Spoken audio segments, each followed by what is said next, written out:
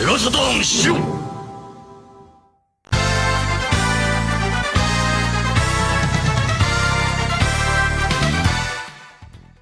Hello. Welcome Hello. to the SHIRO show. SHIRO time.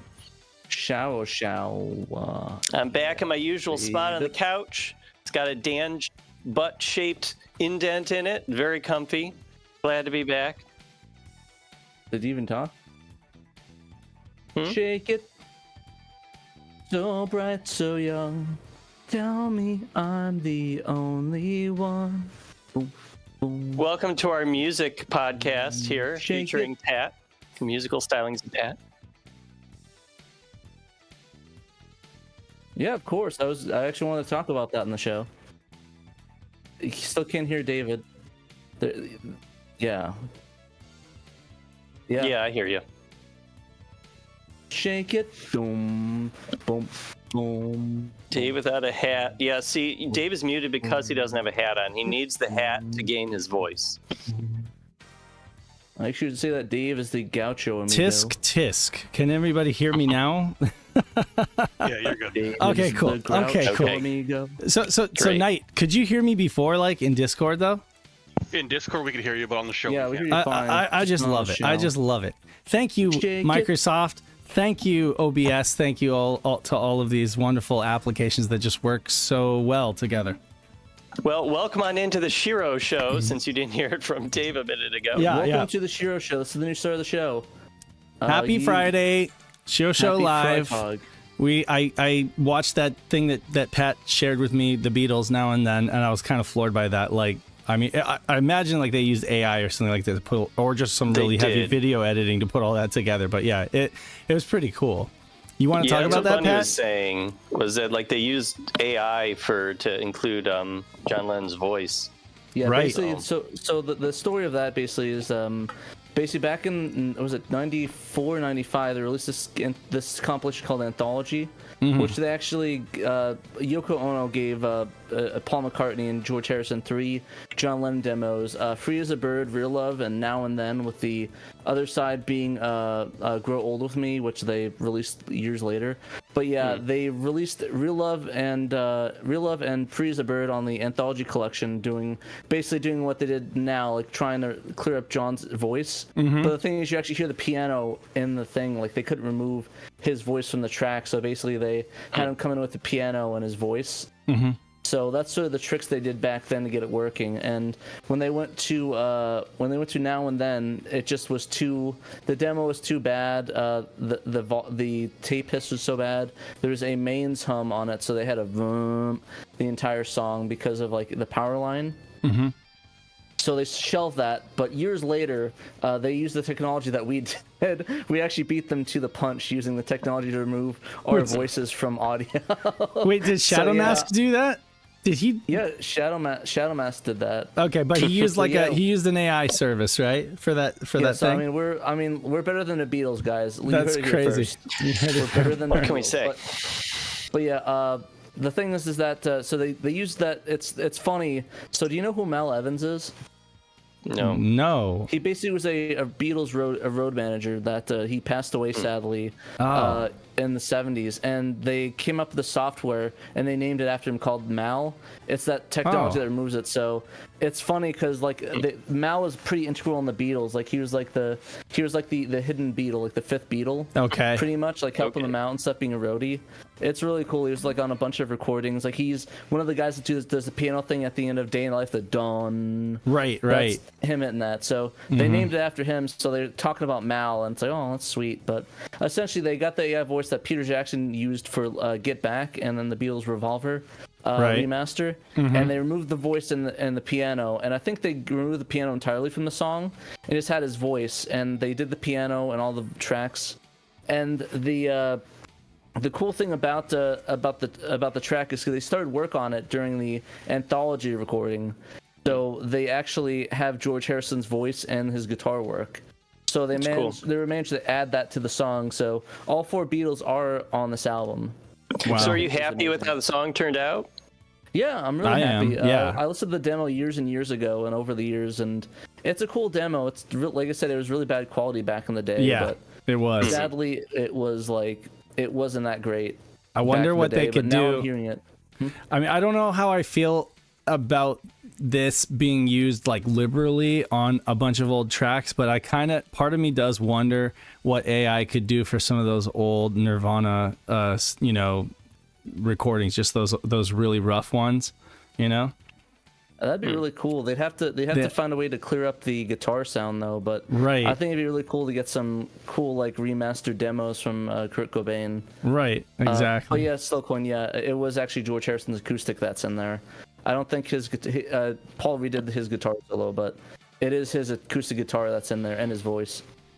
Well, hello to everybody who's in the chat with us in the YouTube chat live watching us. We got 21 people according to I don't know if YouTube mobile is giving me the right numbers, but it says 21 people, so there should be 21 thumbs up, right? If everybody thumbs it up right now. Shouts to Pepetsu, who was here first, and Dragons of Saturn. Paul Board, Brian Trusty got off work just in time to see the SHIRO show, so that's cool. Of course, Pudgy Bunny is in the background doing production for Dan and cooking dinner. David Zaney, shouts to Dave Zaney. Saffron rice are filling the air, and it's just it's wonderful. killing me. I can't wait. Here. Paul Bort and Neil Henderson, shouts guys. Thanks for watching. Slowcoin, of course. And who else we got? Offie Matrix, Captain Hawden. Dan is with us here. Anybody else I'm missing? Oh, Scotty Mo and Cerulean just showed up, and Knight is with us too in the chat, in both chats. Oh, I had a new nickname for Dan. Dan O'Land. Oh, what? What's your new thing? Steely Danthrax. Oh, Steely Danthrax. Yeah. Okay. Sure. Oh my God, Why not? You ever listen to Anthrax? Yeah. Yeah. So take Anthrax. and cross Steely Dan with Anthrax. That would be interesting. That'd be quite the fusion. Danthrax, I like it. Steely Danthrax. Caught in a mosh in Asia. Startup Sound, how's it going? Thanks for joining us. So yeah, we've got some news to talk about today. Thanks to Pat and Dan getting up there. And there's several things that I want to talk about. And Peter, yeah, that's true. There's some things that are not on the docket that I'd still like to talk about if we have more time. But before we get right into it, Pat, what have you been doing this week? Real quick. I actually got a couple of vinyl updates. Okay. I got 2 records actually. I'm jealous. I'll show the two ones I got and the one I got. Pat also made me like this definitive cut of Gaucho. That's really, really cool. So that was basically that Gaucho thing, I just wasn't a fan of like the cut. Like I don't like the original Gaucho. It's just it feels like it's missing something. So I added the like updated like high quality versions of the cut track. So like the Bear, the second arrangement that they just found like a year ago, right? And stuff like that, and compiled that and sort of made a definitive edition like with bonus tracks and stuff. It's really cool. So I like the flow. I like the flow. I like the continuity. It feels right. Feels good. Yeah, I tried my best to make it arrange it the way that I think it sounds best. And then I added was it Were You Blind That Day, which is essentially Third World Man. So it still ends on Third World Man again. So it's sort of more fitting. There's some ebb and flow there. Is that like the cassette that you have? You had the cassette where they kind of like had to rearrange the track listing in order to fit it on the cassette. Actually, I don't think they did that for Gaucho. They had to do that for Asia, though. Weirdly enough. Oh, okay. That was just Asia. That was really weird. They had to do that for Asia. But I guess that album's so small or so short that they didn't need to really arrange it that much. But it's really good. Cool. Show us what you got. But yeah, so I got 2 records from a very famous city pop artist named Tatsuya Yamashita. Oh, nice. Tatsuya Yamashita. Or Tatsuya Yamashita, yeah. Right on Time, which is one of my favorite albums of all time. And then For You, 2 of the biggest city pop albums of all time. So very cool pickups. This is like the 2023 remaster of it. So very good, great sounding. I listened to them both the other night. So great. So they're new pressings then. They're not just like old vinyl you picked up. Yeah, it took forever to ship them. I ordered them back in January, but they messed up with the pre-orders. So essentially, they had to they messed up with the pre-order and the shipping, so I had to wait a while. But I finally got them both in like on Monday, so very happy. Cool. And also got a very another album that I got in that's very special to me. What's that? I'll give Dave a hint of what that is. It's the place where I'm gonna go where all my dime dancing is through. Right, that's the one I'm jealous about. I mean, this is cool too. That's the one I was saying I was jealous about. I love that Japanese albums, books, albums, CDs. They all have the All obi, the cool stuff in or it. yeah, the little slip cover. You know, it's an obi, right? It's just the obi sleeve. Obi. Yeah. It doesn't matter. Really cool. Like it doesn't matter what physical media it is. It seems like they all have it. That's like. It's just a thing. I just wish it's just one of those little extra things that they do, of the many this extra one's things. because basically they were gonna do it in order, so I got a surprise. Steely Dan's Asia. Yeah, I don't even want to know. UHD, I don't even want to know how much that set you back. 150. Oh, that's Goodness. actually not as much as I thought it would be. Yeah, Yeah. is Still really a couple bucks though. That's still yeah. Like that could be a Saturn game right there. Yeah. It's a really cool album. They were doing it in order for a little bit, so they did like the countdown. They did a Can't Buy a Thrill countdown to Ecstasy, and then they did Pretzel Logic, and they were like, we need Asia, so they skipped directly to Asia, which I'm kind of happy about because it's one of my favorite albums. Oh yeah, of it's all phenomenal. time. They're gonna go, yeah, one of the greatest albums. Really high quality. The sleeve feels really nice. It's a like a gatefold, very Right. high quality jacket. Nice. Yeah. From, and it has like these cool little bonus extras in it, like these like how they made it, and then of course the vinyl itself. Sure. It's very it's clear vinyl. It's really great sounding. Yeah. It's really hard to see, but it's clear vinyl. Great quality album. I was listening to it. Deacon Blues blows me away. I cannot believe how good that album sounds. Yeah. It is. That song. Well, I sounds mean, on you this know, album. like the Steely Dan, aren't they kind of like the benchmark for like head-fi, kind of like yeah, audiophile folks, because they always over-engineered all of their albums. Like Donald Fagen was just like ridiculously anal about that stuff. It sounds really good, and I see a lot of people in the comments saying, "Oh, it's funny because the Steely Dan's like $1 record." What you don't understand though is that this record is the best version of Asia. Like people have confirmed it. It is like the best version of it. I mean, the thing is that there's not really a bad Asia pressing, but like if you want, it's like the best one. So if I wanted like the best of all of them, I wanted like a collection of them, like the highest quality I could possibly get, and that's sort of what I get, and that's what you're paying for. You're paying for you're paying for it on 45 RPM. You're paying for it for the extra vinyl, the production, all the analog work. It's all you pay for what you get. There's and no you're end. getting the best of this. There's no end to what people will throw their money at. I mean, look, a copy of Magic Knight Ray Earth Japanese is not that expensive, right? But then if you want a US long box, forget it, right? I mean, so. But I hear you. I hear you. Yeah, I'm sure that one sounds a lot better than whatever you're gonna get in for $1 in a record store. Yeah, but still though, if you find like a near mint quality record of any Steely Dan, like any album, it's gonna sound fantastic. I don't think there's a bad pressing of Steely Dan. So we're like alternatively a Steely Dan podcast. I think we've become kind of like a Steely Dan show. Yeah. No. So but did you have any pickups this week, Dave? No pickups. I think I talked about whatever I talked about whatever pickups I had at PRGE. My son picked up a trumpet from band, and so it sounds like there's a dying elephant in the other room. Well, So we'll hopefully get better eventually, but good instrument to choose. That's been my life. Yeah, no, good instrument. I know. I play some trumpet too, so it's fun. Oh, okay. We'll see. Nice. You know, it's a challenge, but I think he's gonna have fun with it. It could be the next Miles Davis. Yeah, no, other than that, I've been working on the magazine, just kind of plugging away on that design wise. Nice. And there's an interview. We have an archive interview that's going to be hitting tomorrow, SaturnDave. That'll be fun for folks. I think a lot of people won't have heard it. Either that or that when they did hear it, the quality sounded so terrible. I kind of helped remix it and stuff like that, and I think it came out okay, considering there's a little bit of audio distortion, but for the most part, it came out okay. And I think folks it are was good. funny. I just got a message out of the blue. Hey, do you have the tracks for this one? And I'm like, what? And it's like, yeah, I need the tracks for this interview that's coming out. It's like, okay. It's actually crazy how much Pat has. Like, I'm very I'm in awe of how much you held on to. So I'm really glad, because we might actually have to go back and remaster some of our old podcasts, for modern listening.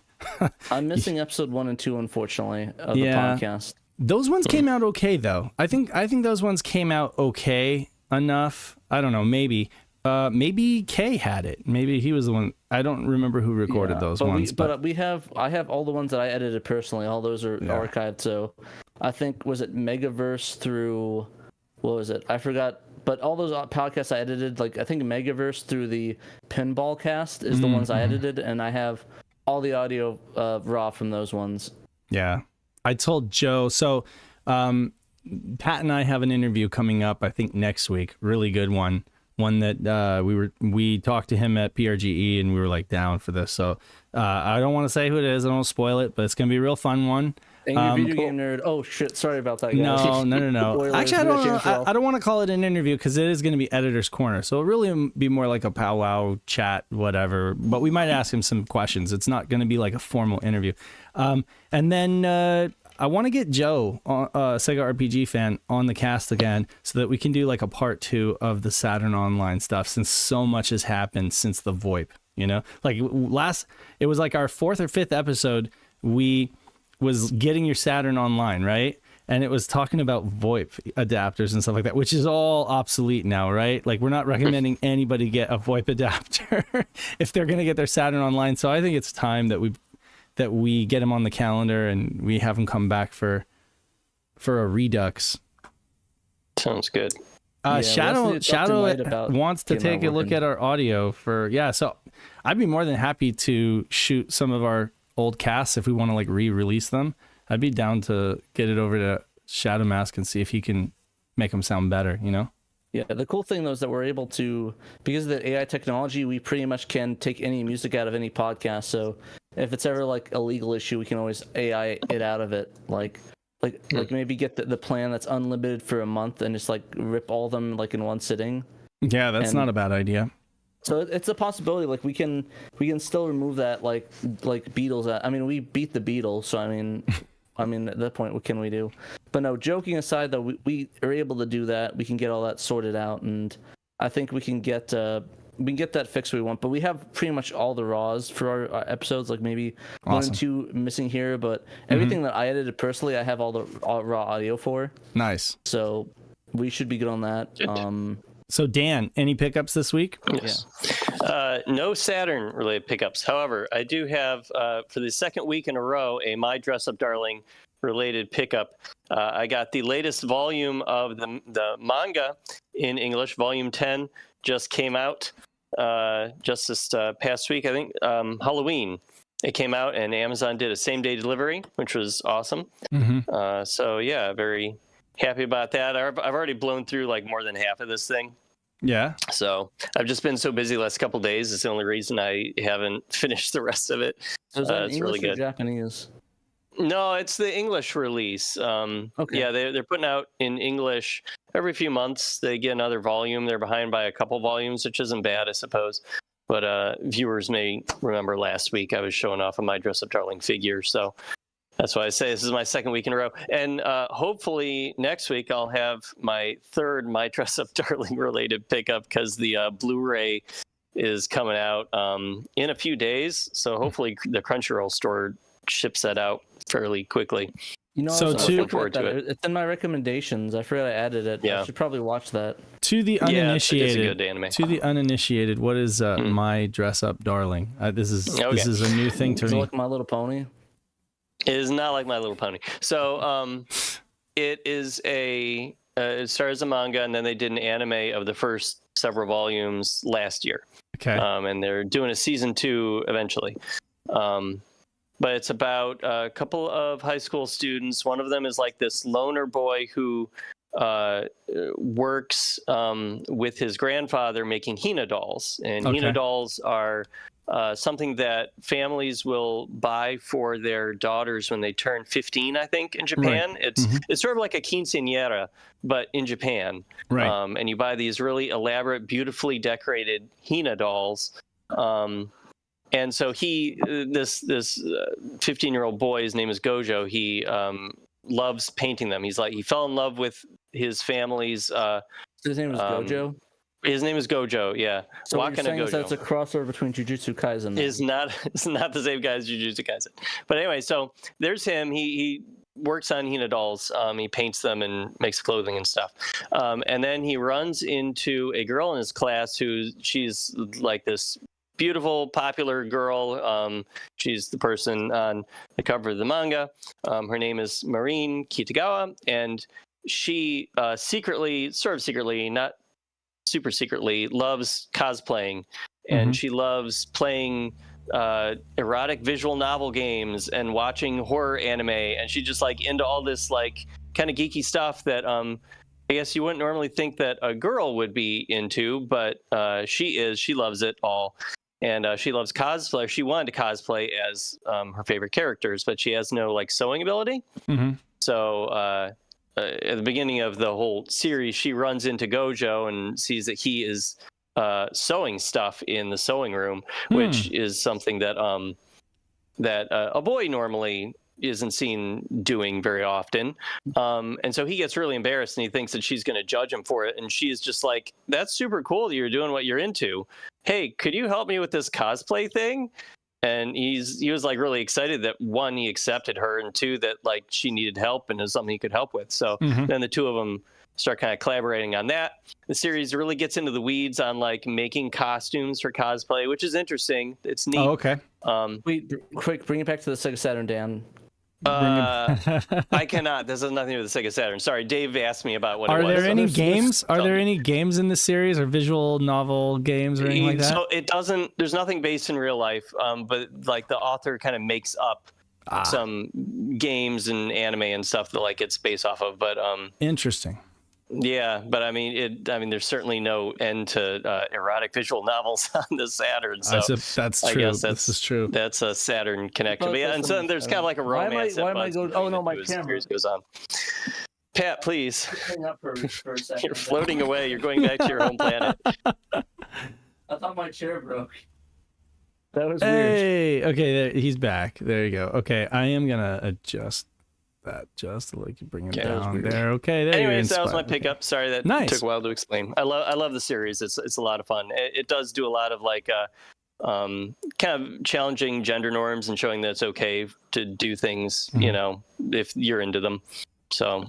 Oh, I did have a pickup actually. I think last show. I don't know if I talked. Okay, so I wasn't on the last show. No, it's been a couple weeks. Did I talk about the garbage, the curb pickup? I picked up a.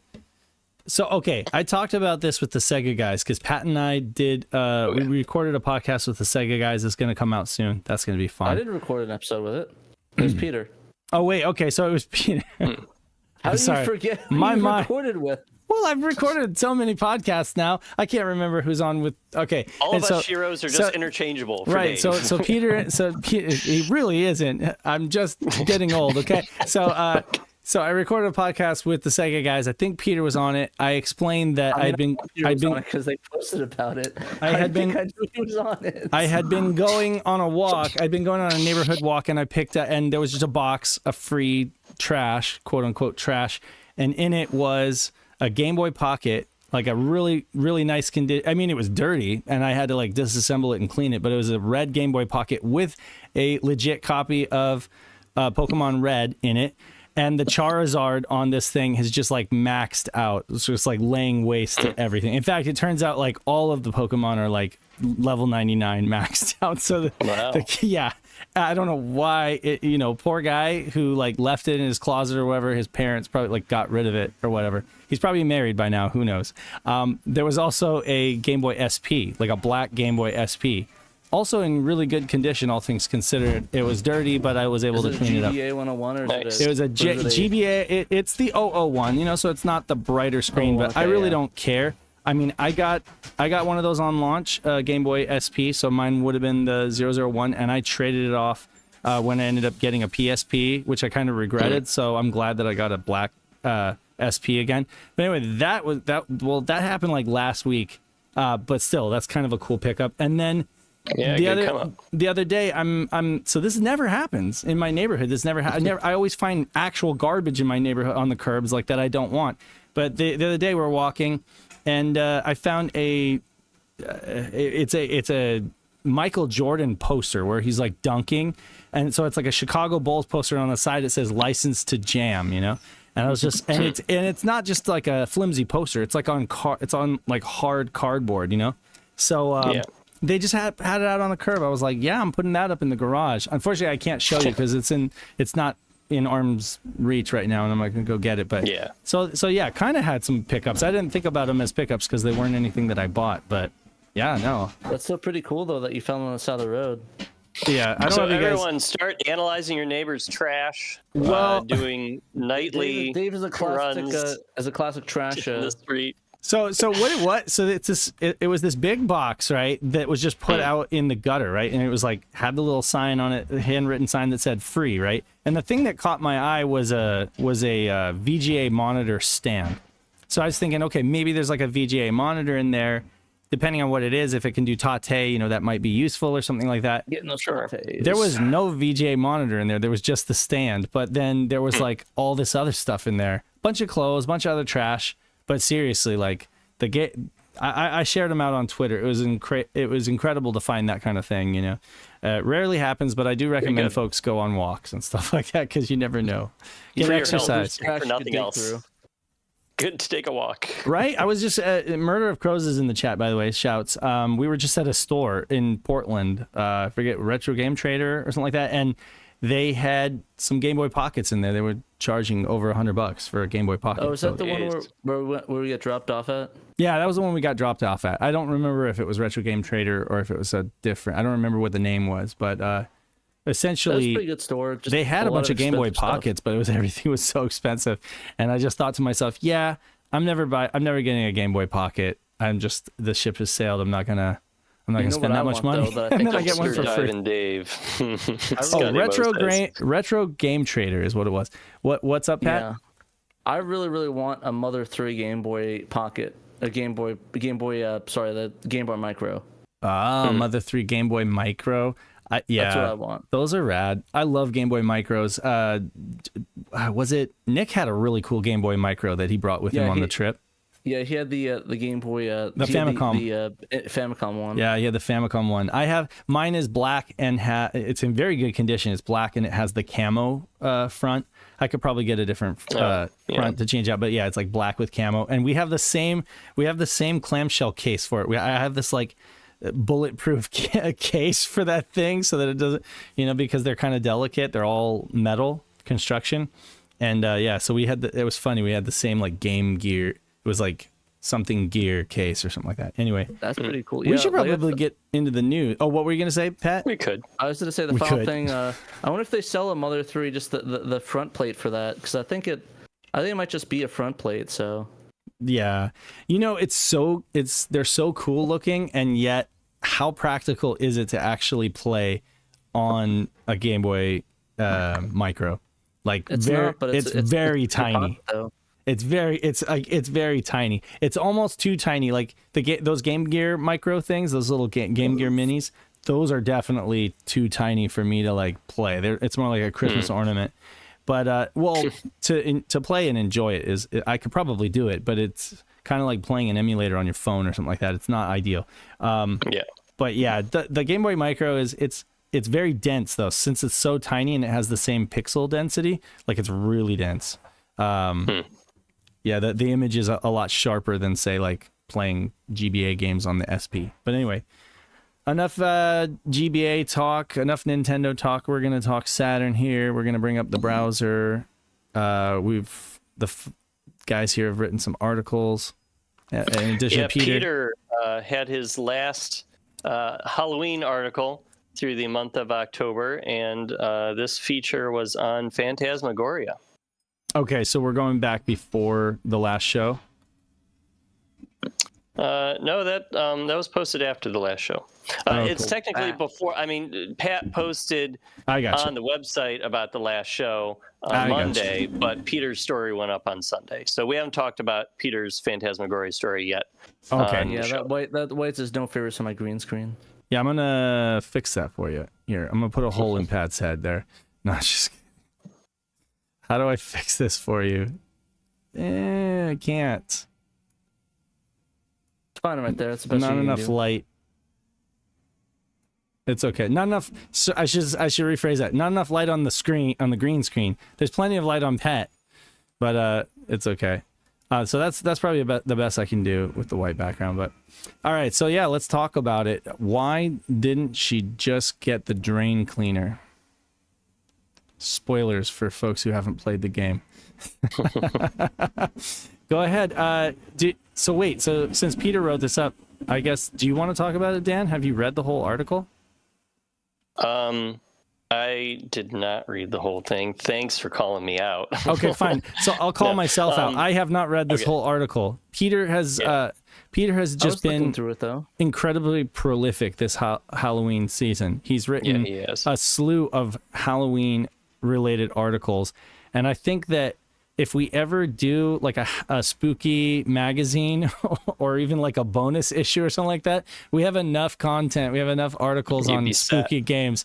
Yeah, because Peter's issue. just... We need to get a regular issue out first. I know, right? We need to get it. Yeah, so like a... I mean, at the end of the day, he's just going over all about the game, the story of it, kind of how it looks, how, it is an FMV game. It's got static backgrounds, with kind of sort of like green screened actors as sprites over top of them moving around as you, of course, it's been translated, make your way around the house. It's been translated. Yes, yeah. It does have he does mention that it's had an English fan translation based on the original DOS version. The Saturn version does support the mouse, which is awesome because some FMV adventure games do not on the Saturn, but Phantasmagoria does. Phantasmagoria does. So yeah, he just kind of discusses it. I guess he says that the game is kind of polarizing, since the game is kind of disturbing at times. But I'm sure Peter still talked about it because he appreciates it. So I mean, no, I'm just looking over the article, and there's a ton of editorial here. It's not just like a simple rundown of the game. I mean, he's added in a bunch of his own, impressions and playthrough. And Peter is such a brilliant writer too. What is he talking about? Last Dynasty, same year as Phantasmagoria, SHIRO published FMV heavy. It's interesting. I don't ever think this game would have come over to the States no matter what. Look at this, like 8 discs. That's kind of like an only in Japan kind of thing, right? I mean, because I remember Riven was like what, 4 or 5, maybe 6 discs. I can't remember how many discs Riven was on consoles, but it was a lot. But it wasn't 8 discs. Like 4. Okay, it was only 4. Okay, it was only 4. I know it was 4 on PC. Oh, okay, yeah, it's 4 on PC, but it's 8 for the Saturn. No, we're talking about Riven, okay? I'm talking about Riven. Like, was one of those games that had like a ton of discs, and I knew it was like 4 discs on the PC. I thought maybe it was more on consoles, like on PlayStation or whatever. But like 8 discs that's a lot. I mean, that's the publishing costs of that alone. It would make it almost like you wouldn't be able to make a profit on that unless you charged a lot more for it. Yeah. Not to mention this wasn't a great port to begin with. Right. And I mean, it's been censored. Certain parts of it have been censored from the original. But so it's not necessarily the version that I would recommend folks play. I think Nick kind of had the same impression. He was like, if folks really want to, see the game in all of its glory and play it or whatever, play the PC version. But again, if you're just coming at it from like a historical context and you want to experience the Saturn version, then it's been translated, so you can do that. But definitely, I gotta check out. I gotta read more thoroughly all of Peter's articles that he's been posting. Here was like the Best of Saturn one, which was just the blurb. But I mean, this Phantasmagoria article is I've been reading them. It just I didn't get a chance to read this Phantasmagoria one. It's just been busy for me this week. Although I did take a few days off this coming week, Monday through Wednesday, so I'm gonna have some time to give this a read over and maybe even write something for the website myself. So I mean, not everybody's a big reader, But for those who are, I highly recommend Peter's articles, just because he's a great writer and he puts a lot of time and play through like in these games and like really pulls them apart. So he should do like an audio book type of reading of his stories, so we can just like put them on YouTube for people who just want to listen to it. I think so too. On the podcast. Yeah, I kind of pitched that to him. I was like, Nintendo Life does that. They have folks who write editorial and then they produce videos of it. And they always say at the beginning, this video is an adaptation of an article written by so and so, But I don't know how he felt about that. I don't know if he just wanted to keep it text and then maybe like focus on getting it into a magazine at some point. But I agree. He has a nice speaking voice, so honestly, I think it would be a pretty good listen. He's written enough great stuff. I think you could put together like a coffee table book, honestly, like with like in-depth, rather than a magazine, almost like all of his articles into like a coffee table book format. Like I would go all about really that. Wants us to get to Metal Gear Solid. Well, we'll get there. I mean, unless he's like in a rush he wants to tap out after that. Okay, so you want us to jump ahead? God, what did I get to Metal Gear? God damn it. Okay, so who is Startup Sound? That's a new one to me. But anyway, welcome to the chat. Person. Nice. I'm glad that we're always glad to have new folks. Isatu, have you guys played this game? It's very similar to like Shinobi. No, but it looks fun. Yeah, not gonna lie. Very, very similar to Shinobi 3. Shinobi Legions in terms of its look. I wouldn't say that it controls as well. It kind of. I don't know, Pat, we've talked about Hisatsu in the past, and I think our takeaway was... I remember talking about it. Oh, gosh. Well, I think it was a long time ago. Maybe it was K. It was on one of the casts. But we talked about how it was kind of feels like a budget Shinobi. It definitely feels like Shinobi. Like it's undeniable. It's channeling like the same kind of thing as Shinobi, right? And it's good. It's a good game. Easy to recommend to folks. But it's like if you had to choose Hisatsu or Shinobi, you go Shinobi, right? Even but when you want more Shinobi, and when you want more Shinobi, right? When you've run out of Shinobi, then you go with Hisatsu, right? So definitely recommend folks give this a shot, especially if they haven't heard it, because there's just another 2D side-scrolling game on the Saturn that is worth a play. Based on a long-running Japanese period drama, Hisatsu is a side-scrolling action game very much in the vein of the Shinobi series. You and your associates travel from town to town investigating evildoers and dispensing justice. Select 2 out of 4 characters. One remains under player control and the other one in reserve, and switch between them at will. Each has an unlimited regular and metered strong attack. Each character specializes in a different weapon. Katanas, whips, and knives are all on offer. Relatively frills-free, this game looks very 16-bit, but don't let that put you off of this solid title.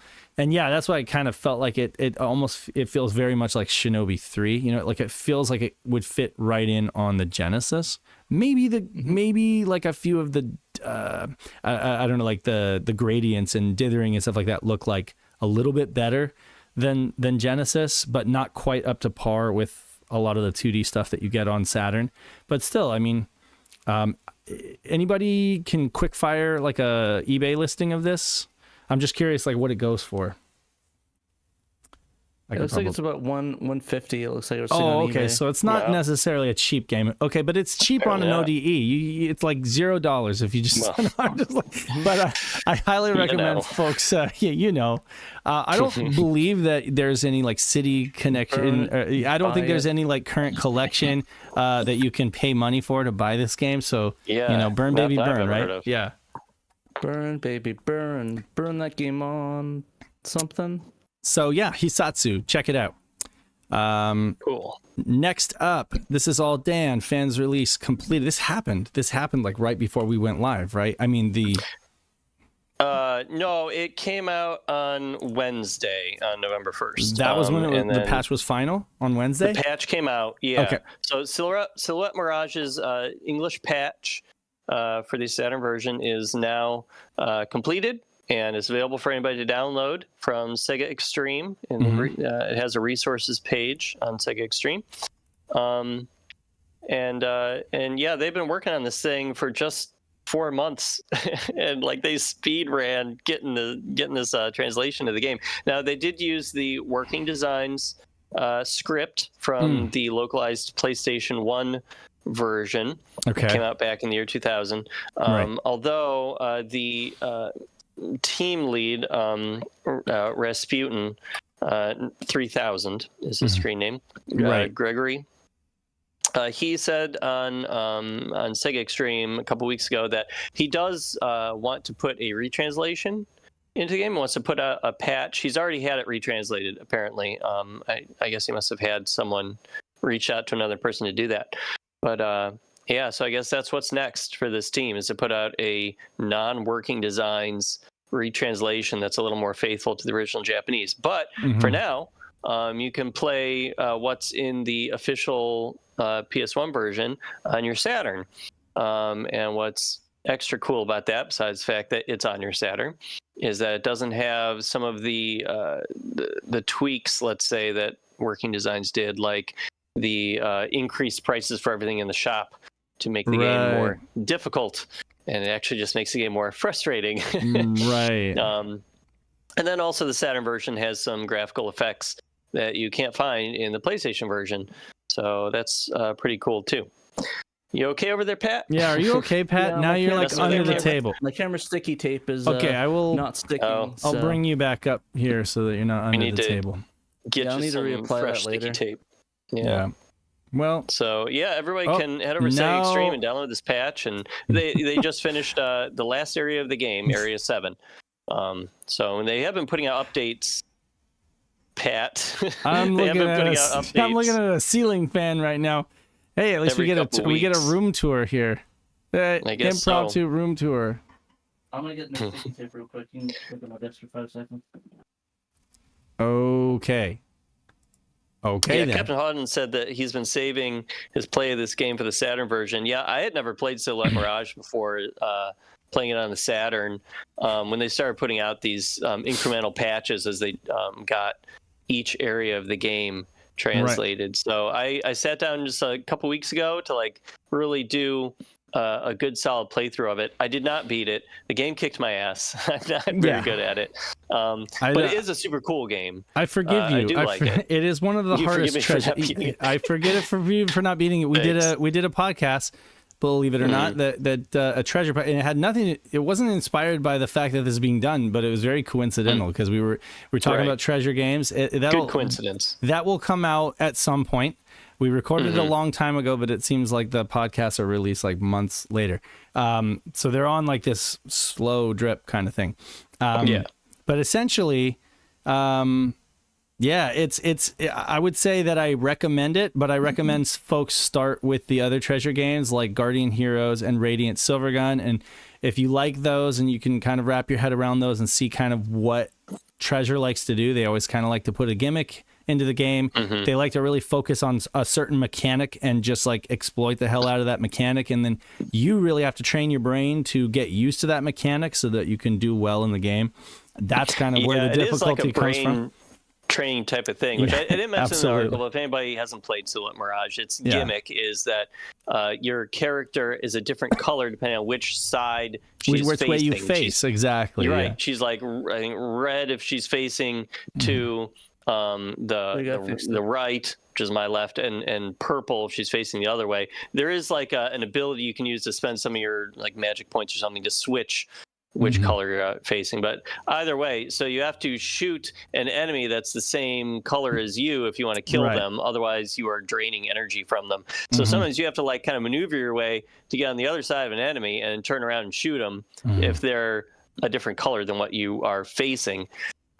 Which I thought initially that mechanic was going to be kind of frustrating for me, but it actually wasn't. I thought it was pretty cool and something different, it's like good. a running gun. I mean, like it's neat. It's a neat mechanic, and it definitely is like feels very clever.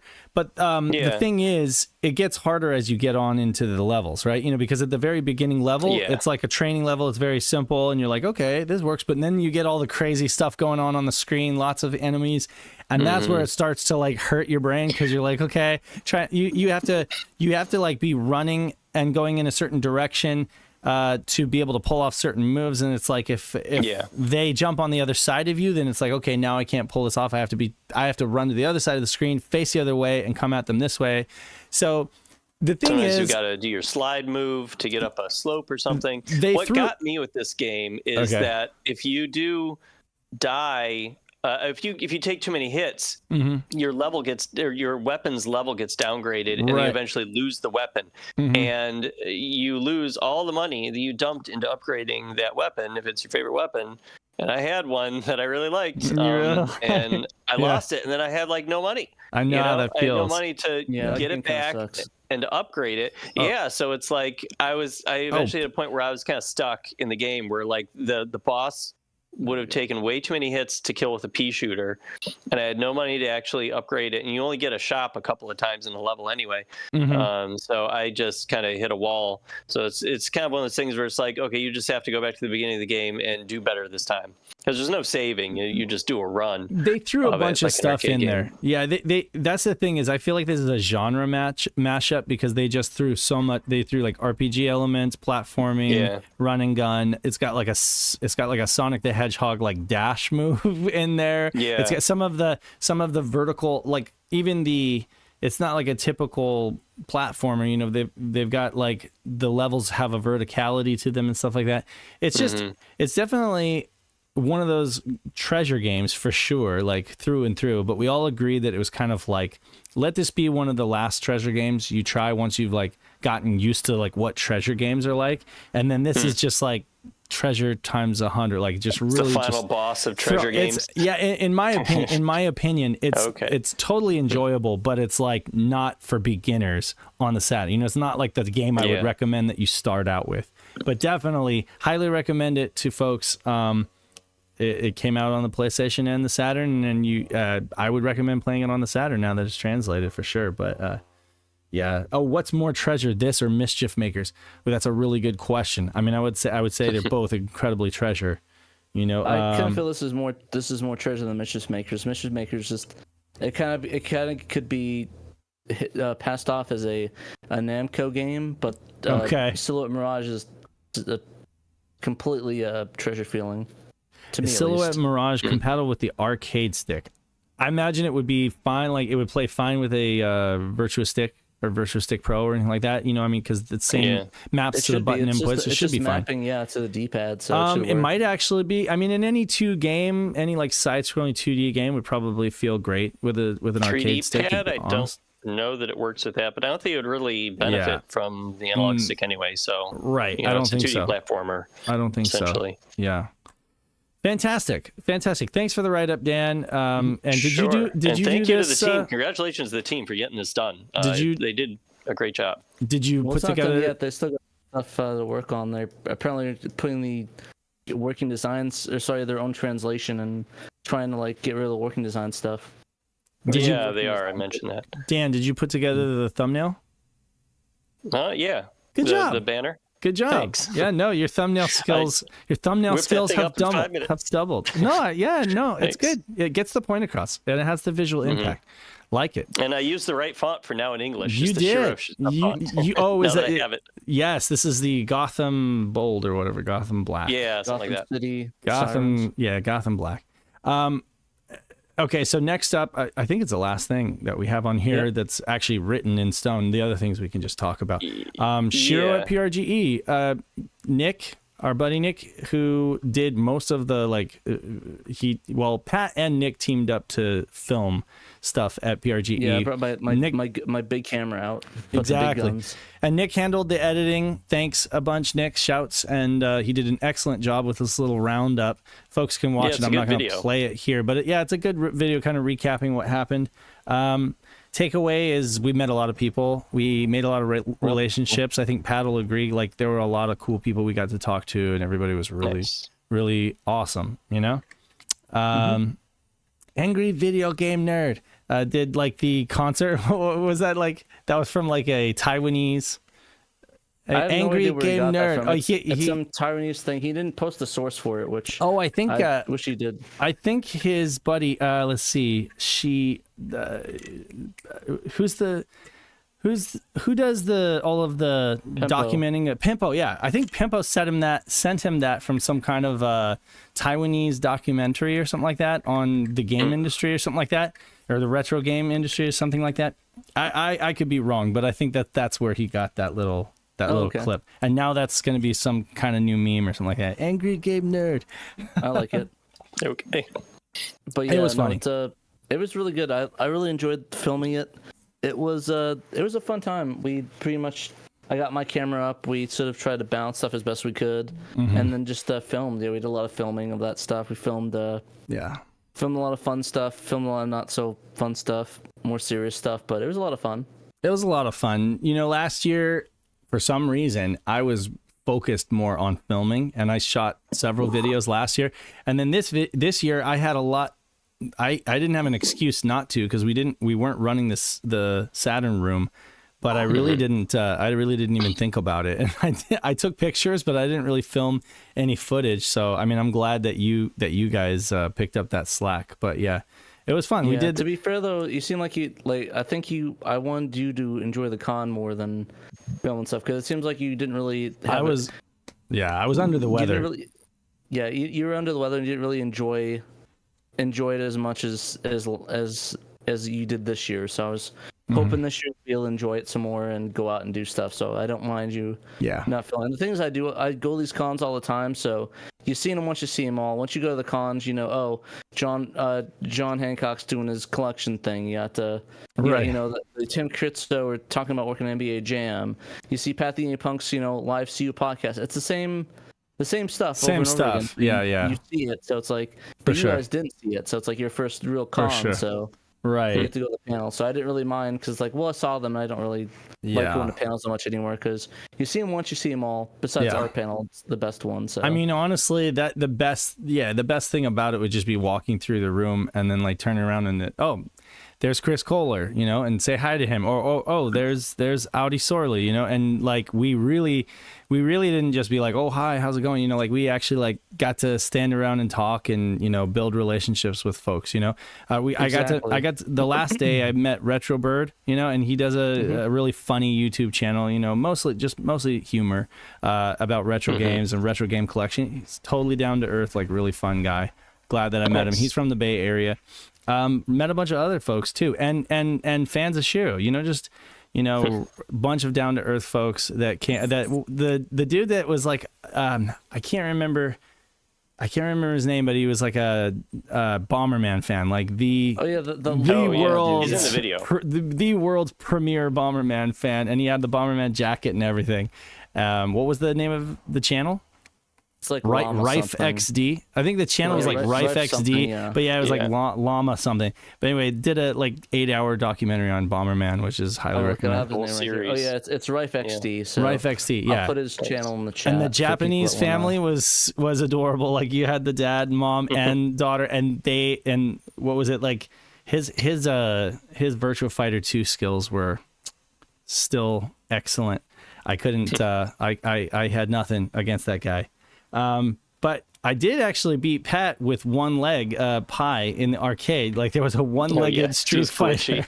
It was like some kind of. I'm pretty bad at I'm pretty bad at Virtua Fighter. Virtua Fighter. Okay, well then. It's not my game. I don't feel so good now. I think it was a fluke. You could just let him have that W, Pat.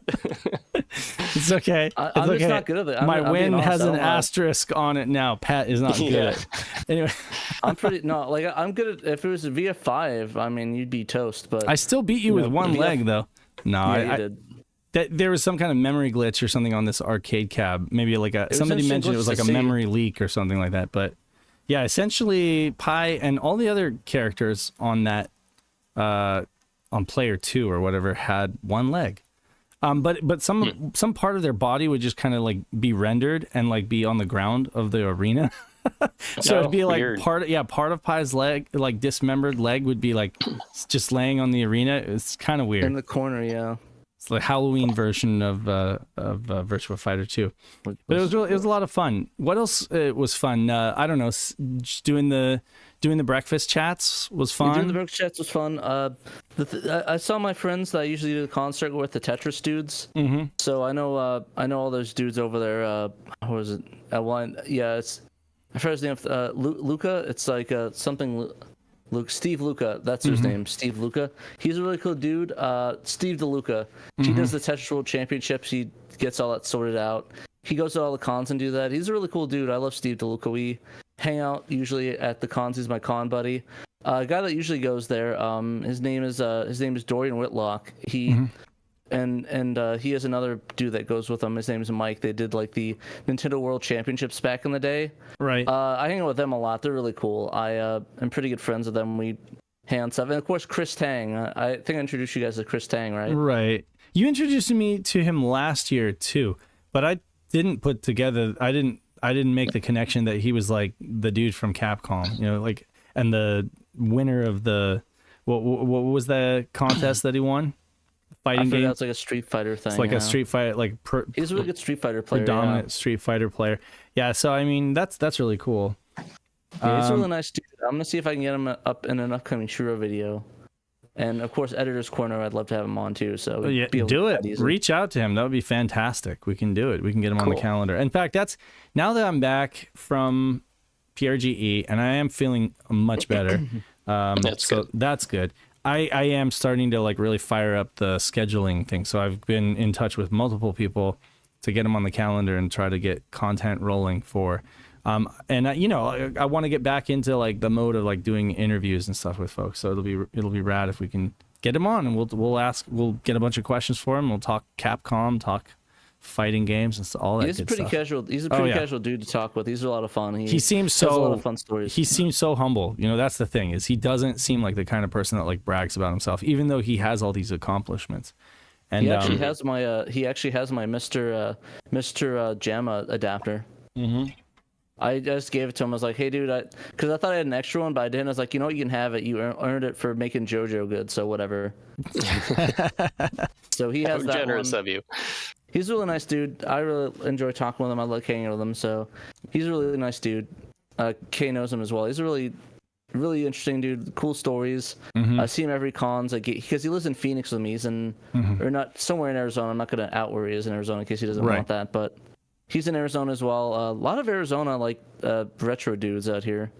I noticed that. Me, John Lester, Chris, Genovi. You guys have a scene. Bunch of other people. You guys have a scene for sure. You know, I mean, I often feel like San Diego is basically like Mega 64 and like the CU podcast guys, and then that's it. Maybe me. I guess you could count me, but I'm over here by myself.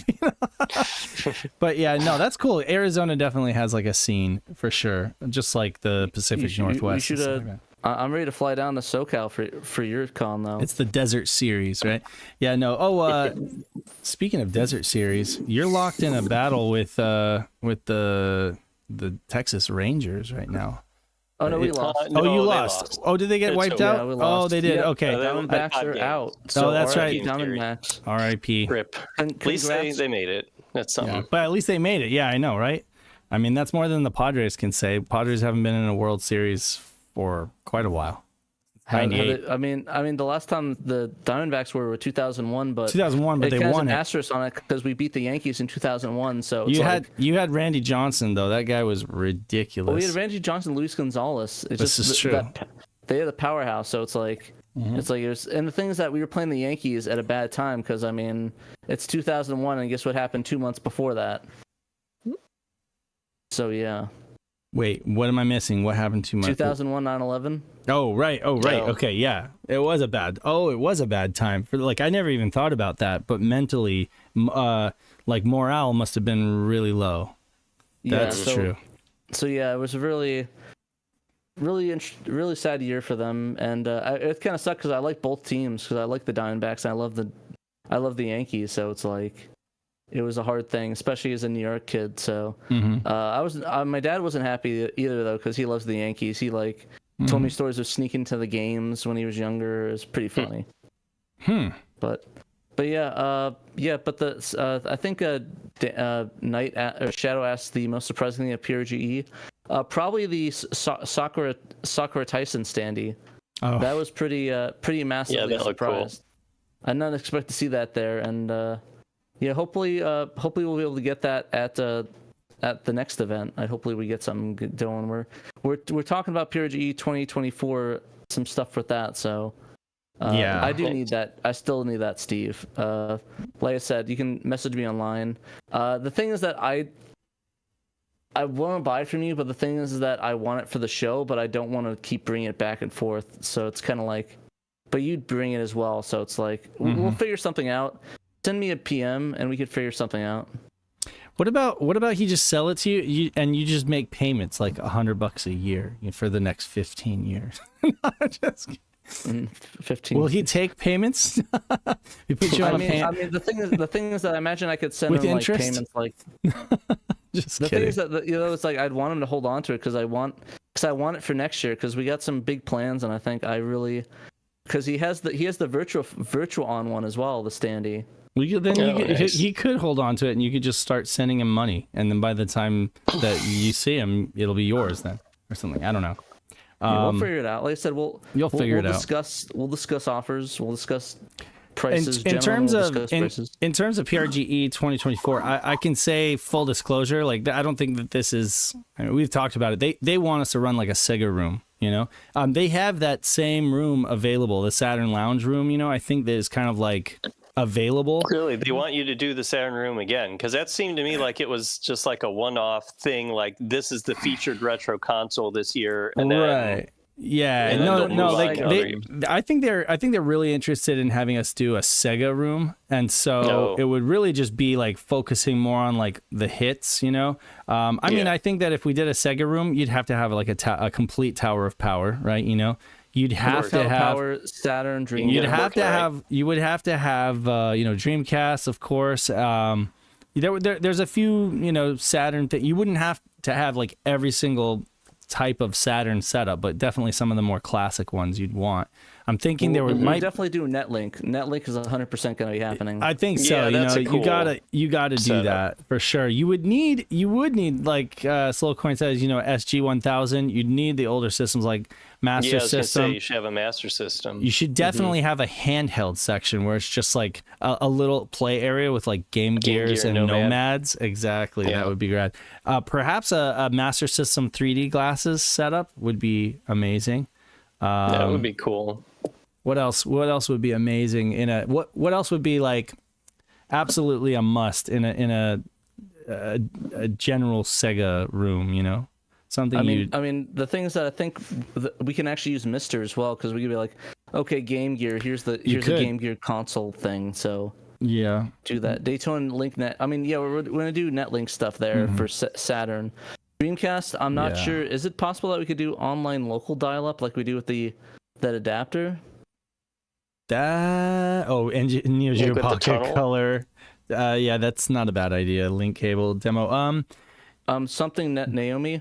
I mean, I could bring my Naomi board, but the consoleized that is a pain in the ass. Like, you know, a consoleized Naomi is actually a pain to set up. Then again, if somebody did have, I mean, for a Sega room, we should definitely have some arcade cabinets, don't you think?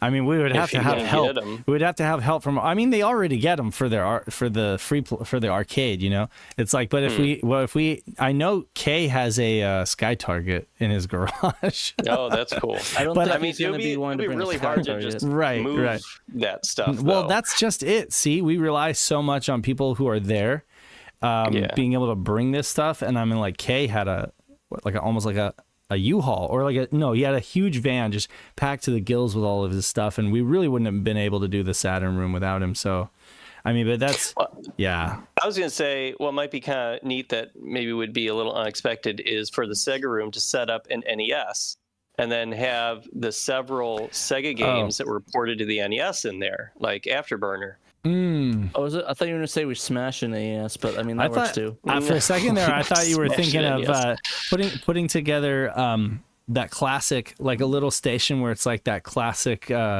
commercial where it's like two CRTs side by side, and you've got like Sonic and Mario, you know, kind of recreate that. Yeah. But no, I mean, there are Sega games on the NES, though. So I think that would be something kind of fun to throw in there that would throw people a little bit. Like, hold on, what? You know? So. Yeah. Kay says he's a Moonwalker board. I actually have some console, like a consoleized thing. Like, what's it called? A super gun. Right. That we could use that with. So we could. We could get consoleized stuff. I know Ben has some consoleized, like what's it called? The Super Guns as well. Does Ben have like a Lindbergh? Play some Outrun Coast to Coast or Outrun 2? That might be complicated, but I'd be down for it. Just blow a budget, have with a Sega CD and copy of Snatcher. Oh, there you go. Okay, so we got 3 Super Guns. I mean, you don't need a copy of Snatcher to play it. I mean, now with ODEs and right, you know. So I mean, but yeah, I mean, I think the idea would be to, you know, I have to give them credit. I have to give PRGE credit because in their they expanded the free play arcade this year. It used to just be over by the Tetris championships. Like they had the typical free play arcade. Where they have like the concert and where they have like all of the pinball machines and stuff. But this year they had like a huge free play arcade over in the vendor hall as well. And they had tons of Sega consoles set up. But again, many of them were on those crappy Crosley LCDs, you know, with no, it was just like straight composite going into these Crosley LCDs, which unfortunately, I was trying to play Wave Race on the 64. It was attached composite to a Crosley LCD, and it just screws the image so bad. Nick and I were saying this is almost unplayable, you know, because there's a ton of like really unnecessary deinterlacing going on, and it's just bad. But we had a lot of cool ideas in the chat though. I'm really liking what the fans are suggesting, like some of the games and Super Guns. We have a lot of ideas stored up, and I think Steve and Kay are going to be like very integral in making this room amazing, which I think they can. I really wish I could bring stuff. Like the only thing I could really bring is consoles. I would love to bring my my Naomi, my what's it called, my Net City. I would love to bring like some of my arcade stuff, but like again, I don't want to bring on a plane and it gets demolished. And of course, I'd have to ship the arcade machine, and I don't want to do that. Like in your mind, you could dream up some amazing, moody, like vibe, like I could think it would be amazing if you just had a corner that was dedicated to like Japanese arcades that, and you use a fog machine to make it look smoky and everything like that, and you have the stools. But I mean, all of that is just the Cyber League cabs. I mean, we could do that, Kay. Ooh, how about? Go ahead. We'd give you money for that if you want to do that. We could probably like kick you some money for a U-Haul, and I get we can get that going. Well, definitely. We could. I mean, I think that we have to. We have enough now that we could probably charge it to SHIRO. But think about this. What about a table of all Genesi that are not Genesi? Like, so you have a CDX, and you'd have like a Wonder Mega, a CDX, an XI. Like a bunch of those bastard consoles that were kind of like not a typical, model Genesis. That'd be cool. I think it'd just be neat, Genesis. Would you put a Genesis Mini, or would that kind of go against the retroness? The only way I would do that is if you were doing timeline. Like if you were doing like if you did it like a table that was set up like a timeline, and it was like Model 1, Model 2, Model 3, Genesis Mini, because it is legit. It's Sega, so you have to kind of count. You could set up the whole room that way. Start on one side, when you first walk in, and it's an SG-1000, and you make your way Master System, Genesis. Laser active. Night is right. And you just kind of like go along the line, That might be kind of cool. And then have signage at each one saying, in this year, Sega released this console, blah, blah, blah. Oh, okay. So, and then when you get toward the end, you start having modern things where, maybe you have the GameCube set up with some Sega games on there. Yeah. Yeah. And you get to the Genesis Mini, and have Bayonetta running on Xbox 360. I don't know. It depends on how much room you have, I guess, but that might be kind of cool. So cool a couple things I want to talk, or at least one thing I want to talk about. So I want to shift gears real quick and talk about something that we didn't write an article about, but it was tweeted about by Sayo, or Sayo the Vile. He has been following the Saru project very closely. I believe even has interest in fabricating some. or like, you know, based on whatever final specs come out. But essentially, Saru, for those who don't know, it's essentially like a flash cart. It will go into the Saturn's cartridge slot, and basically it's like an ODE. Also has like RAM expansion, has SD card compatibility. I don't know if it has a Wi-Fi module, but Knight could speak to that. But I think Knight has bought 2 of them already from Chinese resellers, and yeah, he has. And now we've heard from Sayo that a bunch of folks are getting theirs bricked basically by trying to apply the firmware update. So yeah, like this is just be very careful. I guess and I'm trying to go to that post really so I could see. There's like one reseller that he recommends if you are gonna pull the trigger on a. Let's see. I'm gonna get it for folks. Saru. Yeah. Are we ready to test that though? I've been hearing so many things. Probably there's rumors that we're gonna be getting. I don't know. Well, I mean, like, Knight is a part of our team, and he has 2 of them. So, and he's more than qualified to poke and prod it and see what it can do. So, you know, I'm Knight. Another thing, write up a 12-page article on it. Right there, you go. Knight can. We do need Knight to write an article about it. But Knight did point out that when he plugged a Saru into his Saturn, all of a sudden the power LED lit up, I think it was. Yes. So he determined when the USB plugged in. When he plugged the USB, when he plugged the USB cord into the Saru cartridge, it was pulling power out of the USB and putting it into the Saturn, which is real iffy. It's not great. They should have done some kind of modification to keep that from happening. Mm-hmm. So that's a consideration if you're plugging in a USB cord into your cartridge. Did he actually did it actually video come up, or did it just power it on? I don't. Knight? Never got a chance to do that yet. Never got a chance to do that. So we're just gonna ask this live on air at Knight. Would it be okay for the Silhouette Mirage team to bundle SSP version 2.0 in with the patch? Because it needs it. And that's not the version of SSP that's on the resource page of Sega Extreme. Since others have already done it, it really doesn't matter. Yeah. Okay. That's a yes. Wait, I guess you didn't get back to Rasputin when he asked you. You were probably busy with the Saru, so he just didn't do it. And throwing now him people under the bus on live. Patch. Wait, where is he anyways? Well, I mean, we're talking about it on the SHIRO Discord right now. Right. Oh, did he? Oh, I didn't know where he asked the question at. Nobody tells me anything anymore. That sounds like a yes. So for folks who are trying to, go ahead, Dan. I was gonna say, because somebody, I forget who, I'm sorry, in our chat said they just tried to patch Silhouette Mirage and it told them that it needs the version 2.0 of the Sega Saturn patcher. And it was just making me realize, oh crap, I linked to, in my article, in my story, I linked to the resource page on Sega Extreme, which is like version 1.91 of the SSP. Now, the SSP version 2.0 was bundled with JB Harold's patch, so you could get it from there for right now. You could download the JB Harold patch from Sega Extreme, and in the zip file will be included SSP 2.0. Use that with Silhouette Mirage and you'll be good. But I just told Gregory Rasputin that it's all good. You can bundle 2.0. I just asked Knight live on air. Thanks for responding, Knight. There we go. So maybe he'll update the resource and include it in there.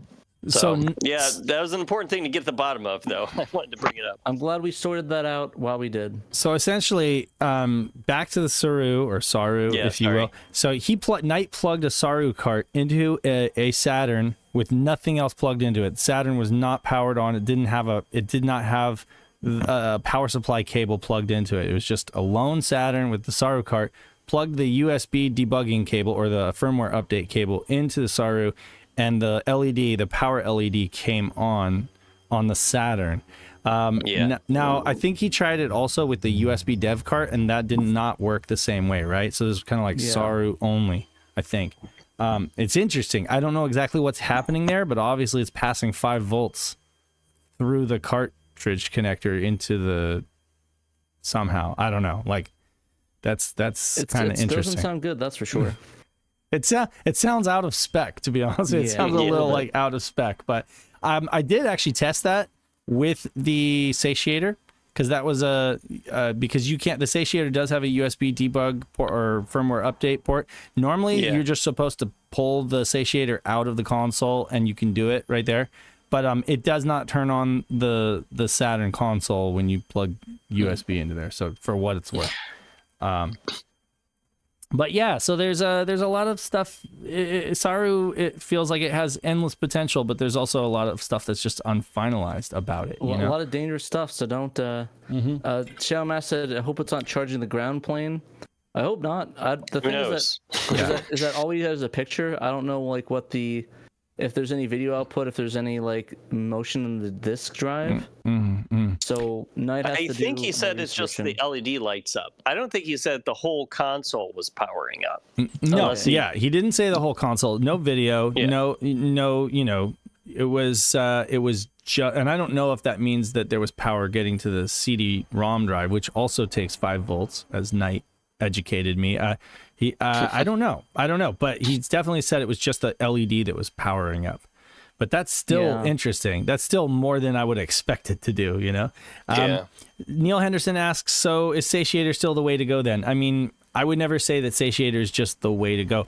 I would say that there are different things. I mean, for example, James, Sega Guys, you know, he rocks a Fenrir in his, and he loves it, right? And I mean, Fenrir is a great product too. It really just depends on what you need to do with it, right? I do love... Or your budget. Yeah, I mean, so the satiator is super small. It's super tiny, and you can just pop it in a backpack and take it with you and swap it into several different Saturns or Pluto or whatever, you know?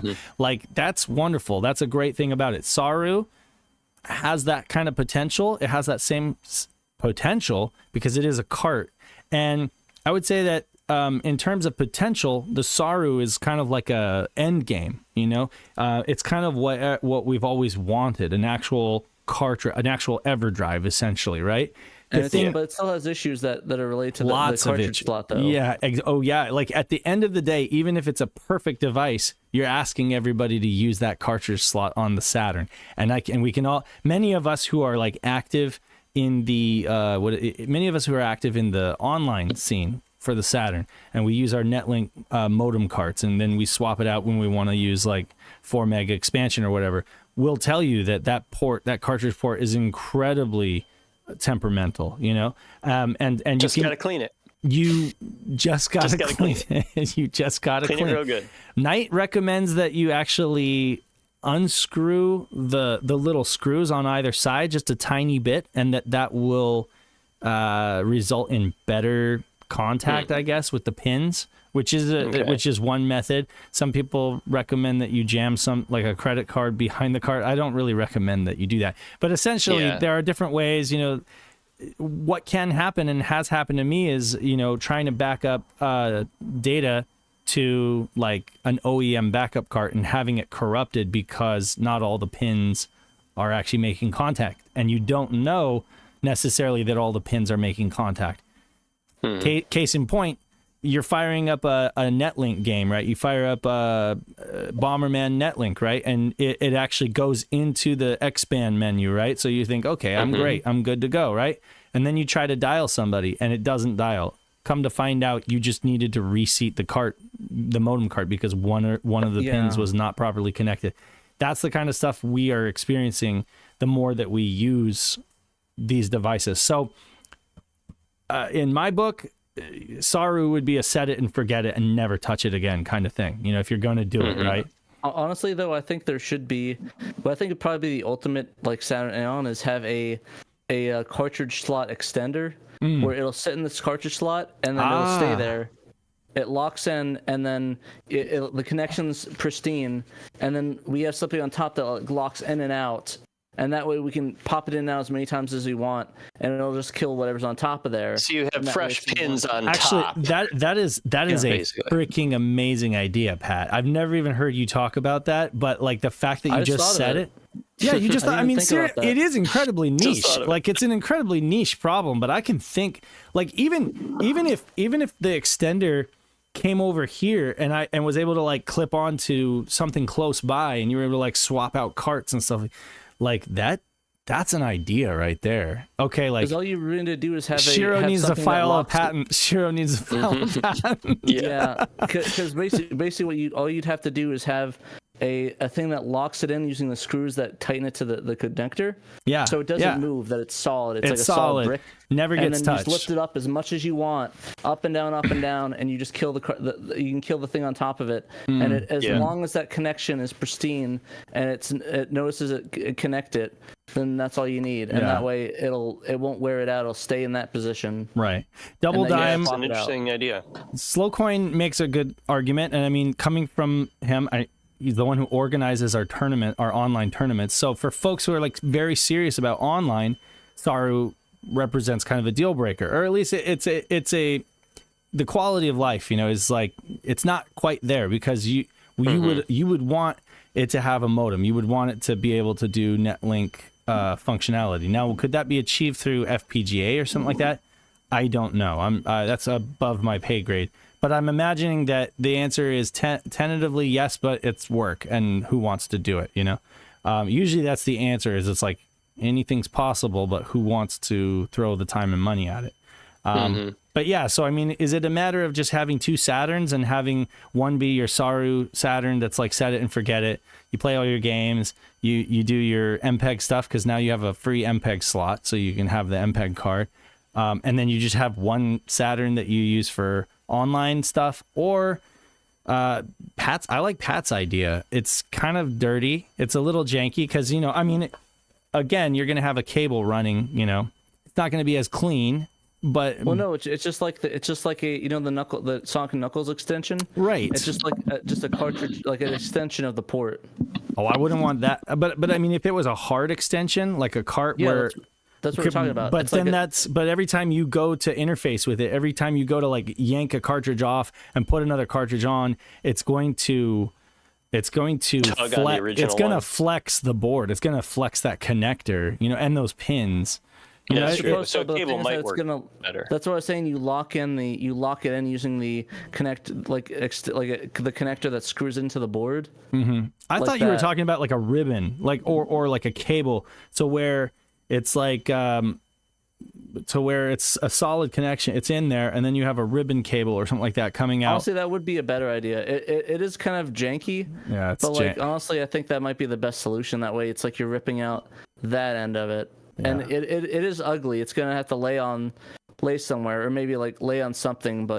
Or I mean, you can always get like a stand for it, like have like a 3D printed stand where it pops up, right? And just post it in and screw it in, and just like have it stand up like a stand and have it plug it in that way.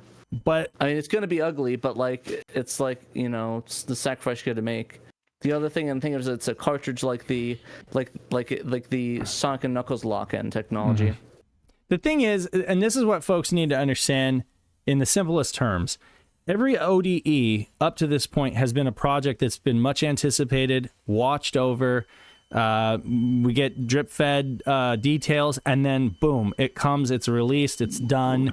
Firmware updates come after the fact, but it's basically a product that you can buy, right? Whereas with Saru, it was a project, an idea that was like, that started like 8 years ago. Then it got resurrected. The GitHub is public, and so anybody can build something. And so they're like, here it is, kind of unfinished, but and then folks got a hold of that and were like, hell yeah, we're just gonna start making these things, right? Because China, right? And so now you've got like it's not fully realized. It's kind of like, and so folks who are buying them, folks who are pulling the trigger, are taking a calculated risk. Like they're kind of taking a risk, but it's exciting, right? Because it's like it's fun and exciting and new. Let's see what this thing can do. Oh, it's bricked, So that's kind of what we're dealing with right now. Is like proceed at your own risk. SHIRO has not bought one of these because we feel like we'd be supporting the wrong folks. But at this point, I don't know. I mean, I feel like it's just.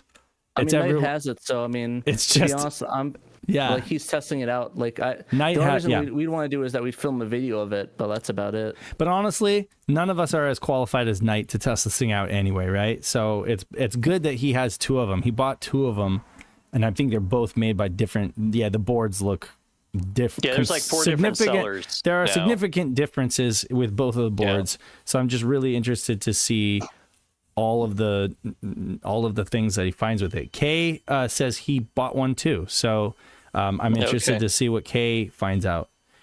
His should be there soon. So getting to check out Brian Trusty asked, what do you guys think about a port of FX Unit Yuki to the Saturn? That'd be a lot of fun. That's a really good game. I enjoy it. I think I saw your video of that you streamed like a couple of years ago, Brian. So I'd be down for that. I think it'd be a great idea. Were there any other things that happened in the community that we didn't? Yeah, our video got taken down. Our video got taken down because you played Death Crimson on stream last week. Yeah, basically what happened. I'll let you do yours first, and I'll do that. I have to say that afterwards. Okay, so I wanted to do like a weekly news roundup, but I ran out of time. I just had time to do that Silhouette Mirage story. So I will, in 30 seconds, briefly mention what I would have mentioned in it, besides the Saru firmware bricking the cheaper Saru cartridges, which we have been talking about. Radiant Silvergun finally released on Steam yesterday. Right. So good for that. It was delayed by like 3 months. I don't know why, but now it's out. So go get that. I think it's like $20. Frog Bull released another YouTube video about his progress on porting Metal Gear Solid to the Saturn. He has added kind of a VR mission level, and he's got like a little basic AI working with an enemy. You can kind of patrol and see the player. So that's cool. You can check that over on his YouTube channel. Yeah, it looks fun. And Bo Bales and Private Eye made a patch for Sonic 3D Blast. That's Oops All Special Stages. You boot it up and you just play all the 3 special stages all in a row. You don't play the main game. That's basically a port from the Genesis. Yeah, nice. And that is on Sega Extreme. They actually submitted it to the Saturn game competition. So that's cool. Nice. Luck for them. So this is it's almost like Boss Rush, but instead it's like Special Stage Rush, you know? Yes. Yeah. Special Stage Rush. There you go. That's great. I love seeing me play that live. I like that. Yeah. I like that. It's a good idea.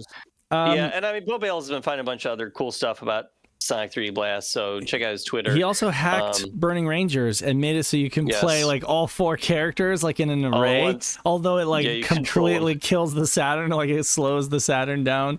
But you can do it. You can do it. Right? Did you work on FX Unit Yuki? Sorry, he was just asking about that. So let me know if you worked on that. I just want to know or not. But I'm excited to play bonus stage. Oops All bonus stages. Let's do that. Yeah. Yeah, so that's kind of the quick roundup for the week. Maybe I'll try to write something up and get it up on the website over the weekend. Excellent. Excellent. Let everybody know that we got our video sorted out, though. Yeah, you won the. I can't believe it. Like when I saw that email, I was like, wow, we actually contested it and won.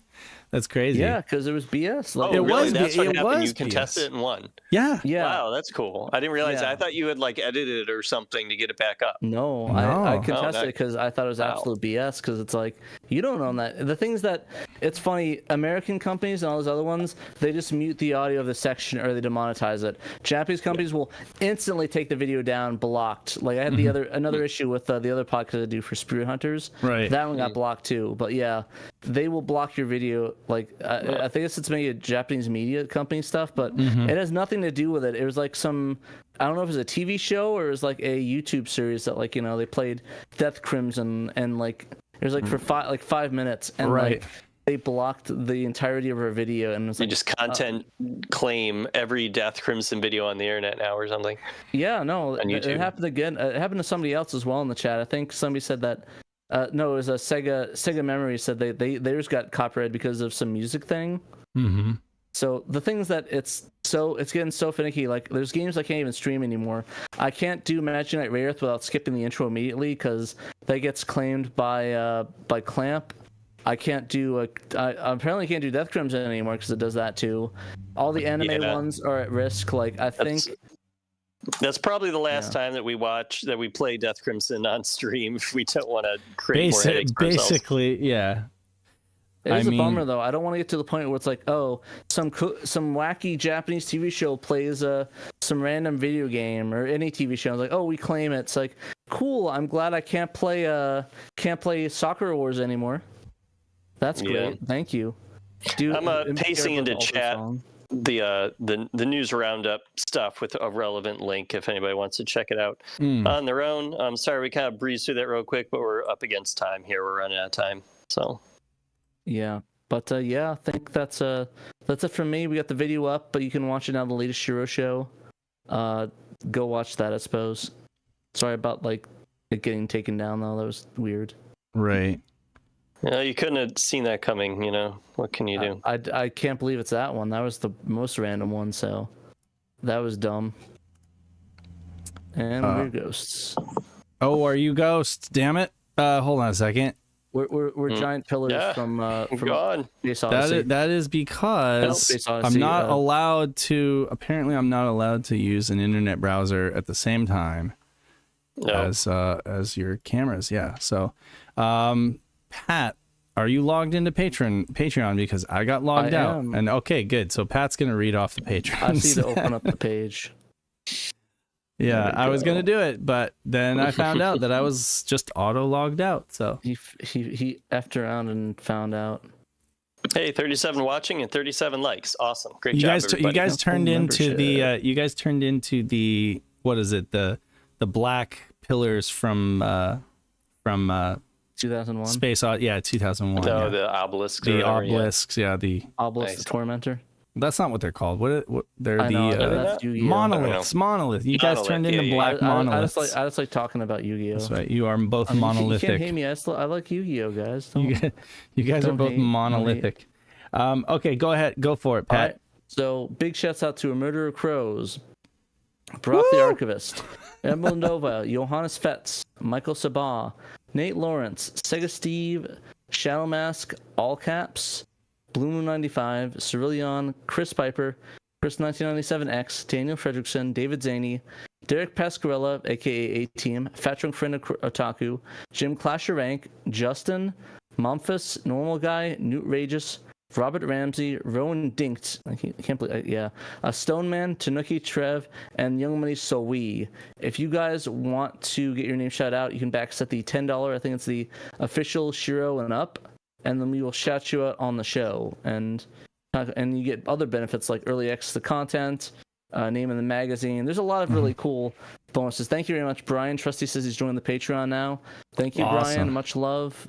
Thank you very much. Thanks to everybody who thanks subscribed. for hanging out with us every week. He's been here every week in the YouTube chats for the shows, and join our. Somebody just messaged me today that they were going to join our Discord. We want everyone to join the Discord and get involved. And you don't have to patch a game if you don't want, but I mean, you could join the online tournaments. You could help. You could help translate. You could just give us topics to talk about. You could give us There's yep. We have some. You could add to our. We have a forum in our Discord that has like different conversations. One of them is like a Saturn game music pop quiz, so you can take part in that, or you can create your own post your own thread if you want to talk about, I don't know, Sega of Japan fighting with Sega of America, or Saturn's technical failings, or what. I don't know. The sky's the limit, but basically join the Discord and just become a part of the conversation. We appreciate folks. Or make fun of me for my camera dropping down every 5 seconds. Yeah, I know. And your ceiling fan. Some screen grabs of that. Yeah, you got. Hey, and if anybody wants to buy some merch and get something, right. Like this hoodie here, something cool, we've got a link down below this video to our Threadless store, and you can get an awesome SHIRO t-shirt or hoodie or mug or something, and support the show a little bit. Support the media group. That's right. I think David Zane just asked a funny question. What did David Zane? I think Kay should do a podcast. The podcast is how I joined. Oh, is he talking about Kay as in Kay should do a podcast? Or is he saying I think the podcast is how I joined? I don't. I said I think Kay should do a podcast. Kay should do a podcast. I think he has one planned with Peter. That's on the docket somewhere down the line. They have a episode. Yeah, I wasn't sure what he was asking. If he said he should do a podcast or be on the podcast, it's like. He often is. Yeah, I mean, if you watch the episodes 1 through whatever, I'm pretty sure he's on all of those. So tomorrow there's an archive interview dropping SaturnDave. So be sure to check that out. That'll be fun. Sega guys have SHIRO collab coming up. I don't know when they're dropping it, but that's I believe coming up soon. I will not be on that one. That one is Peter and Dave. So Pat could not make it. Pat, you were doing something else. You were at a party or something. I was at a friend's party. Mr. Popular. He's always at parties and stuff like that. But anyway, it was a lot of fun though. I mean, you should come back. I'd love to hear Peter. Peter, we'll get him on some shows. Yeah, Peter's not like down with the live show thing. He's like, that's not his speed, but he is very much on the on the mainline podcast. He does the editing. It's great. He was with me and James and Dan on the Sega Guys episode. So check that out. We're talking about like midlife crisis stuff. The other Dan. Yes, exactly. The Dan the Mega Driver. Yeah. So. Lots of cool stuff's coming up, and definitely. Anything else we want to plug or remind folks? I don't think so. Buy a copy of the magazine if you haven't yet. That's right. Oh yeah, get a T-shirt. That is actually a good point. So we are down to just a handful, maybe 10 A rank copies of the magazine. We have. We have boatloads of the B rank, which again is like essentially it's just like the A rank. It's just like there's a numbering issue on a couple pages. But I mean, if you want an A rank copy, we're down to like 10 copies and then it's gone. And I don't think we're ever printing again. Yeah. So Ben is mega busy. He can't. He will not able to do a live show, but he can do the regular recording. But Chaz, I haven't heard from him in a while. Hopefully, I'd be down to have him on the show sometime.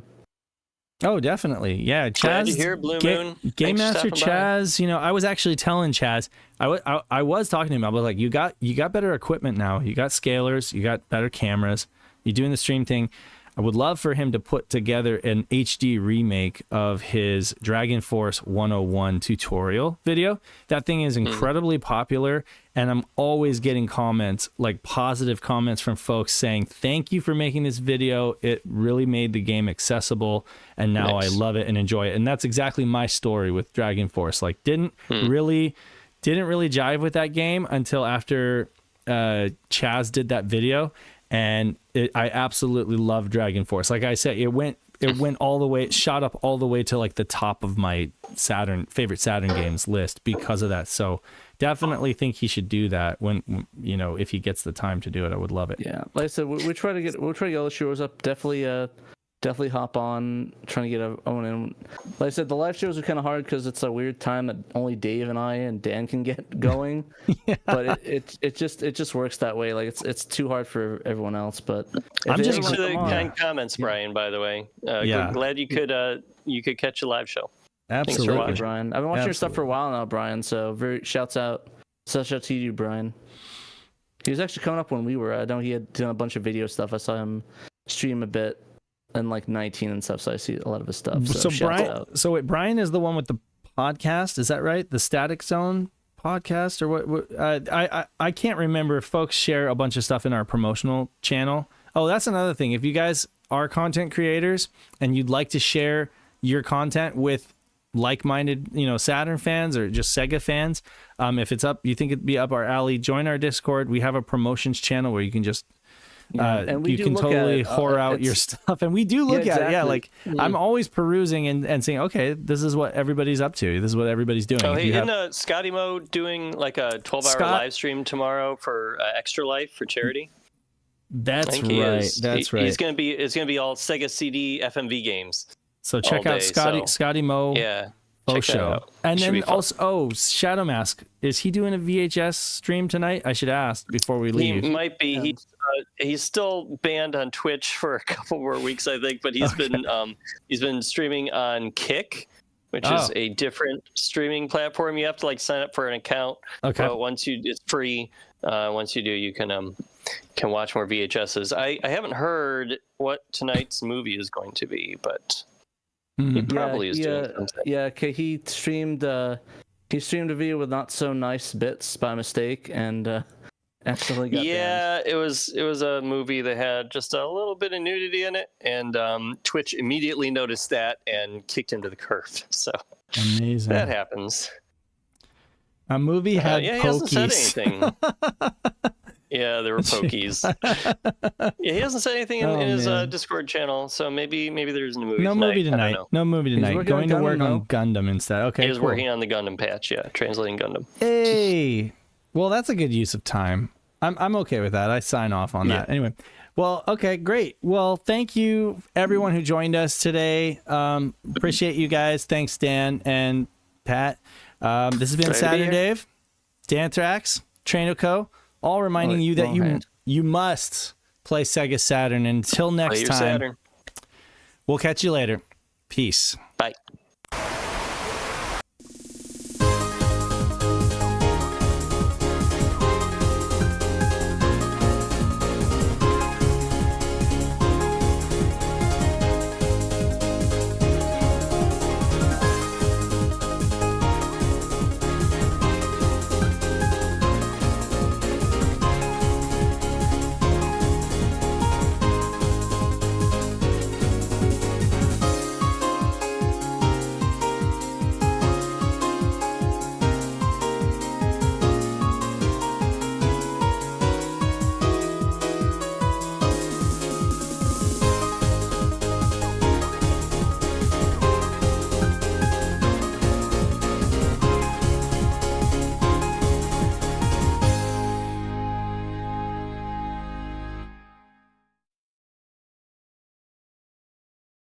SEGA Saturn シロ